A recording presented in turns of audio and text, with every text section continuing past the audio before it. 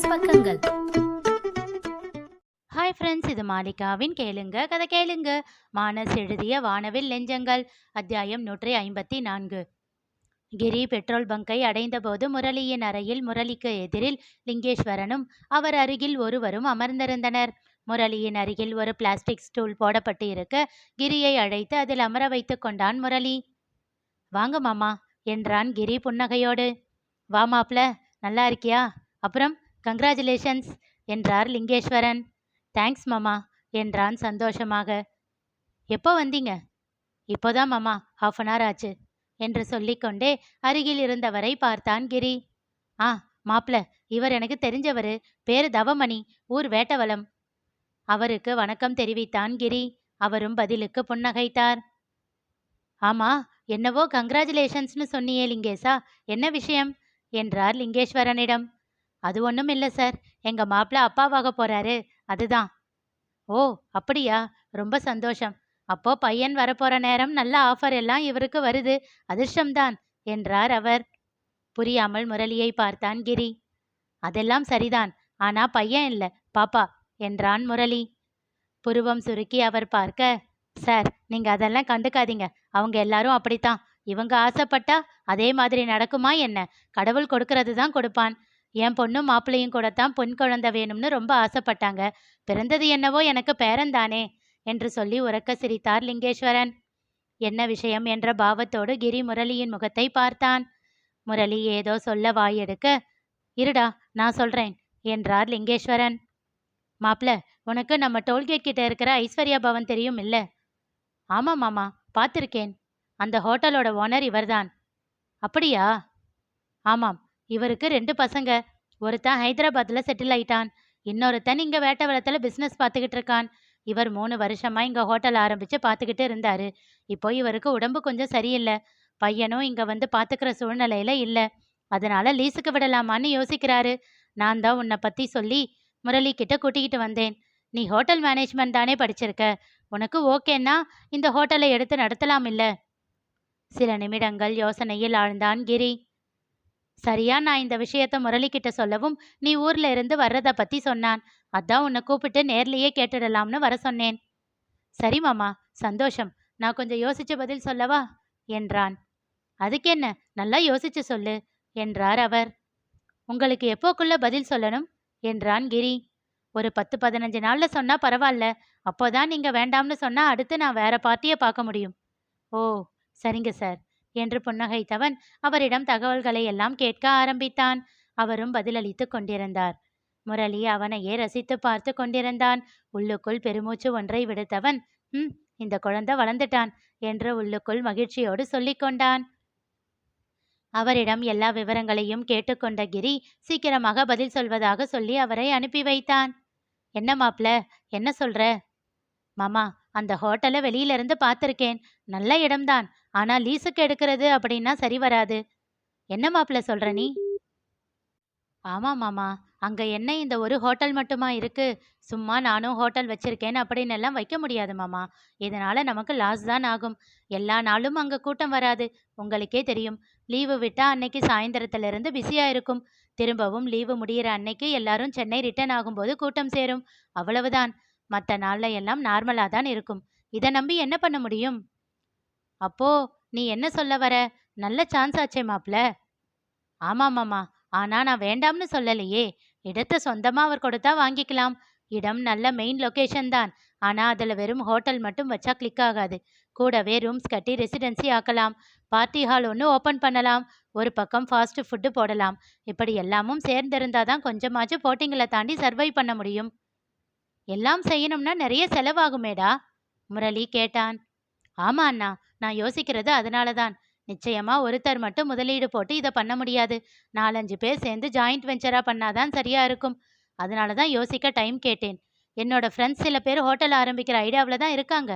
அவங்க கிட்ட எல்லாம் பேசி எத்தனை பேர் இதுக்கு தயாரா இருக்காங்க அப்படின்னு பார்த்து அப்புறமா முடிவு பண்ணலாம்.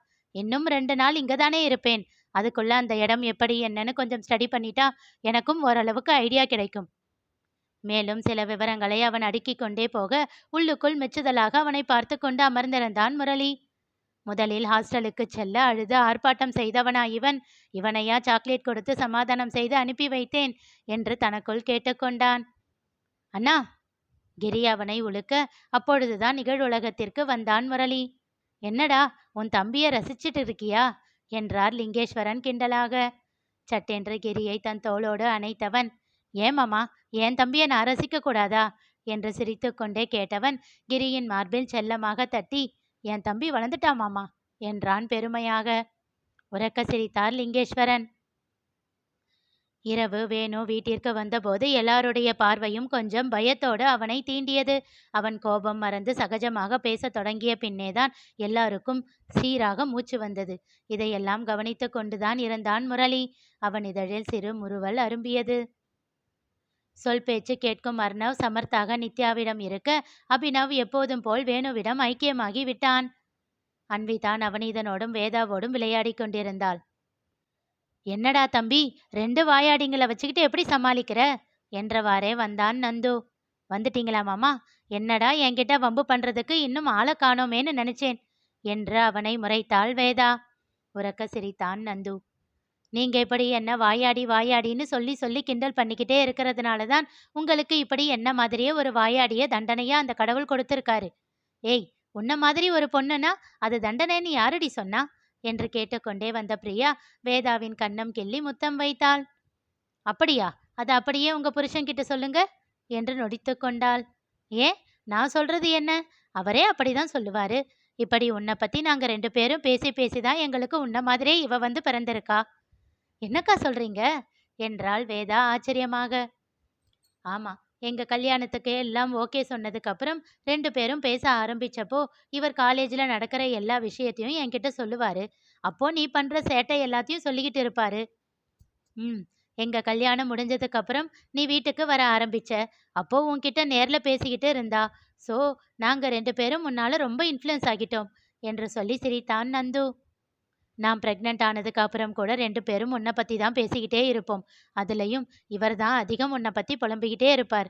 எவ்வளவு நல்ல பொண்ணு, எவ்வளவு பாசம் வச்சிருந்தேன், இப்படி பைத்தியக்காரத்தனம் பண்ணிட்டாளே அப்படின்னு சொல்லிக்கிட்டே இருப்பாரு. வேதாவின் முகம் மாறியது. சித்தி, என்ன பண்ணீங்க நீங்க என்றாள் அன்விதா. அட கடவுளே, இவ இருக்கிறத மறந்துட்டேனே என்று தனக்குள் சொல்லிக் கொண்டாள் பிரியா. நந்து அவளை முறைக்க அவனிடம் பார்வையாலேயே கெஞ்சிக் கொண்டிருந்தாள் பிரியா. அவள் விடாமல் வேதாவை தொந்தரவு செய்து கொண்டே இருக்க நவநீதன் அவளை தூக்கி தன் மடியில் அமர வைத்து கூறினான், அதெல்லாம் சித்தி ஒன்றும் பண்ணலடா. இல்ல, அம்மா தான் சொன்னாங்களே. கரெக்ட், உன் அம்மா தானே சொன்னா, அப்போ ஏன் சித்தி கிட்ட கேட்குற? போய் அவகிட்டே கேளு என்று பிரியாவிடம் அனுப்பிவிட்டு அவளை முறைத்தான் நவநீதன். ஆஹா, இன்னைக்கு நானே வாயை கொடுத்து சிக்கிக்கிட்டேனா என்று மிரண்டாள் பிரியா. வேதா, போய் அர்ணவை வாங்கிட்டு வா, நாம போய் தூங்கலாம். அம்மாவாச்சு பொண்ணாச்சு, நமக்கென்ன என்றான் நவநீதன். பொங்கி வந்த சிரிப்பை அடக்கிக் கொண்டே எழுந்து சென்று விட்டாள் வேதா. பாப்பா, குட் நைட். அப்பாவுக்கு தூக்கம் வருது. நான் அபியை கூட்டிட்டு போய் தூங்க வைக்கிறேன், சரியா? நீயும் அம்மாவும் நிதானமா வாங்க என்று சொல்லிவிட்டு நந்துவும் எழுந்து ஓடிவிட்டான். அடப்பாவீங்களா, இவகிட்ட இப்படி தனியா சிக்க வச்சுட்டு எல்லாம் போயிட்டாங்களே. சே, புருஷன், ஃப்ரெண்டு, தங்கச்சி, யாருக்கும் நம்ம மேல பாசமே இல்லை என்று உள்ளுக்குள்ளேயே அழுதாள் பிரியா. அம்மா சொல்லுங்க, சித்தி என்ன பண்ணாங்க? இவ என்ன ஒரு கேள்வியோடவேவா நிறுத்திடுவா? கடவுளே என்று எண்ணிக்கொண்டவள் கன்னத்தில் கை வைத்து என்ன சொல்லலாம் என்று யோசிக்க ஆரம்பித்தாள். இரவு வேலை எல்லாவற்றையும் முடித்து கொண்டு வந்த சத்யா முகத்தில் சந்தோஷத்தோடு அமர்ந்திருந்த முரளியிடம் சென்றாள். என்ன சார், ரொம்ப ஹாப்பியா இருக்கீங்க? ஆமா, ரொம்ப ரொம்ப ஹாப்பியா இருக்கேன். எதுக்கு? உங்க தம்பி ஹோட்டல் ஓனராக போறானே, அதுக்கா? அதுவும் ஒரு காரணம். புரியாமல் அவனை பார்த்தாள் சத்யா. வேற என்ன? இந்த வீட்டு பொறுப்புல இருந்து விலகிக்கிற நேரம் வந்துடுச்சுன்னு நினைக்கிறேன். என்னங்க சொல்றீங்க? நாம இந்த வீட்டை விட்டு போக போறது உங்களுக்கு அவ்வளவு சந்தோஷமா? சத்யா, நீ ஏன் அப்படி நினைக்கிற என்று சொல்லிக்கொண்டே அவளை இழுத்து தன் தோளோடு அணைத்து கொண்டான். இந்த வீட்டு பொறுப்புல இருந்து விலகிட்டேன்னா அப்புறம் என் மனசு புத்தி 2லையும் என் சத்யா மட்டும்தான் இருப்பா. இனி வாழ்க்கை முழுசும் என் சத்யாவுக்காக மட்டும்தான். அது எவ்வளவு பெரிய சந்தோஷம் எனக்கு என்று சொல்லிக்கொண்டே அவள் கன்னம் பற்றி மென்மையாக முத்தம் வைத்தான். அப்படி என்னங்க நான் ஸ்பெஷல்? நிச்சயமா ஸ்பெஷல் தான் சத்யா. நாம லைஃப்ல எத்தனையோ விஷயங்களை ஆசைப்பட்டிருப்போம். எல்லாமே நிறைவேறும்னு சொல்ல முடியாது, சிலது மட்டும்தான் நிறைவேறும். ஆனா என் வாழ்க்கையில நான் ஆசைப்பட்டதுல நிறைவேறது என் சத்யா மட்டும்தான். அப்போ நீ எனக்கு எவ்வளவு ஸ்பெஷல்? உன்னை என் மனசுக்குள்ள வச்சு கொண்டாட வேண்டாமா? நீயே சொல்லு. அவன் கூறிய வார்த்தைகள் எல்லாம் அவள் மனதை பனிக்கட்டியைப் போல் உருகச் செய்தாலும் அதையும் மீறி ஏதோ ஒன்று அவளை உறுத்தியது. அழுத்தமாக அவனை ஒரு பார்வை பார்த்தாள். என்னடா அப்படி பாக்குற? என்றான் குரலில் அவ்வளவு காதலை தாங்கி. இல்ல, நான் மட்டும்தான் உங்களோட நிறைவேறின ஆசைன்னா, அப்போ உங்க நிறைவேறாத ஆசையெல்லாம் என்ன? அவன் முகம் ஒரே ஒரு நொடி மாற்றத்தை காட்டியது. அடுத்த நொடியை இயல்பாக்கிக் கொண்டான். நான் தான் ஏற்கனவே சொல்லியிருக்கேனே சத்யா, அதெல்லாம் என்னோட முடிஞ்சு போன அத்தியாயம். எப்பவுமே என் வாழ்க்கையில நடக்காது. அதனால அதை பத்தியெல்லாம் பேசவே தேவையில்லை என்றவன் அவள் கையை பிடித்து அதில் முத்தம் வைத்தான். ஏனோ சத்யாவின் மனது அவனைக் கண்டு வருத்தம் கொண்டது. அவன் கன்னம் பற்றி கண்களோடு பார்த்தவள், எதுவுமே நீ நிறைவேறாதா என்றாள் வேதனையோடு. விரக்தியான புன்னகை ஒன்றை சிந்தினான் முரளி. முடியாது என்பதைப் போல் தலையசைத்தான். அவனின் முடிந்து போன அத்தியாயத்தை மீண்டும் திறக்க வைப்பான் அவன் நண்பன் என்பதை அறிய மாட்டான் அல்லவா? இனி நிகழப்போவது என்ன தெரிந்து கொள்ள தொடர்ந்து கேளுங்க, கதை கேளுங்க. மீண்டும் சந்திப்போம்.